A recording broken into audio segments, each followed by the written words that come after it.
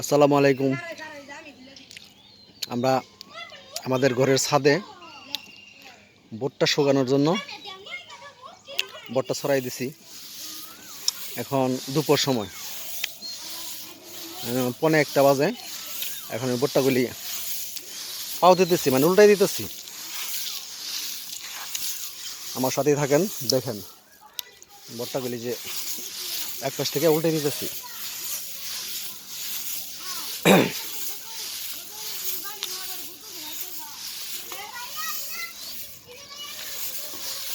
বর্তমান সময় রোদের প্রচুর তাপ, অনেক তাপমাত্রা।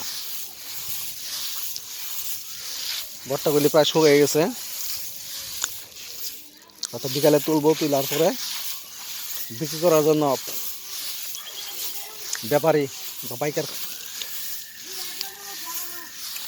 তাদের সাথে যোগাযোগ করব। শুকিয়ে গেছে অলরেডি।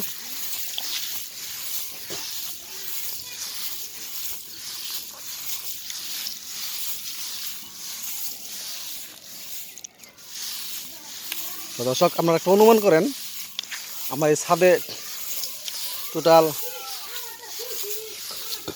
কত মন ভুট্টা হতে পারে। আমি দেখাই যে সবগুলি আপনি যা দেখতেছেন, দেখেন এখান থেকে সবগুলি কত মন ভুট্টা হতে পারে কমেন্টে জানান। কমেন্টে আপনারা লেখেন। তারপর আমি বিক্রি করার পরে আপনাদের সেই কমেন্টের সাথে মিলিয়ে দেখব যে কার কমেন্টের সাথে আমার এই ভুট্টার ওজন মিলে যায়।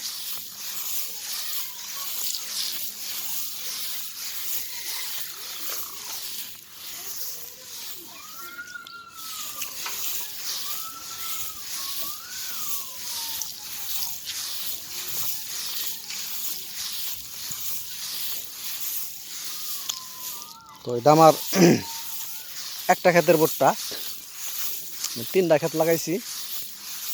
তো 3টা ক্ষেতে আপনার ওই 11 কাঠার মতো আছে। এখানে 4 কাঠা জমির ভুট্টা আনছি।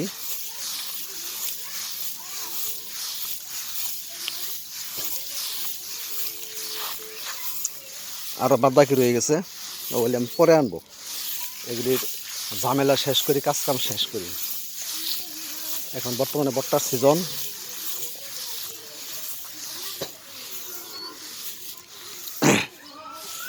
আর আপনাদের কোন এলাকায় বর্তমানে ভুট্টার দাম কেমন চলতেছে, কত মন দাম চলতেছে, সেটা কমেন্টে জানাবেন। আপনাদের কমেন্ট দেখে আমি যাতে ভুট্টাগুলি সঠিক দামে বিক্রি করতে পারি। আপনাদের কার এলাকায় ভুট্টার দাম কেমন, মানে প্রতি মন কত করে, এটা আপনারা কমেন্টে জানাই দেন।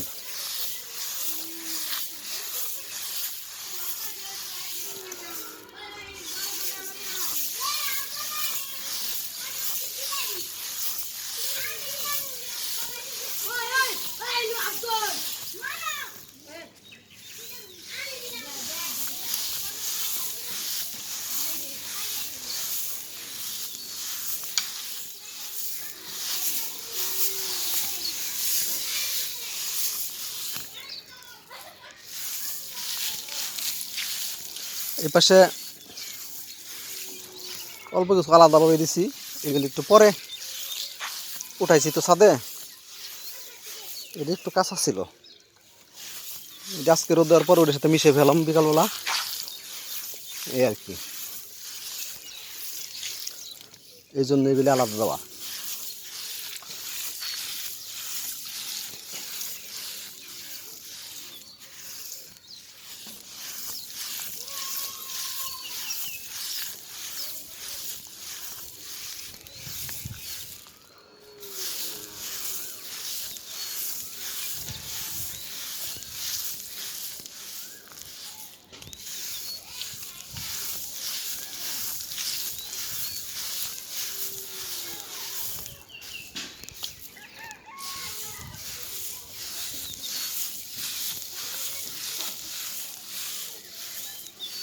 বাহ, ভুট্টা পাতা শেষ।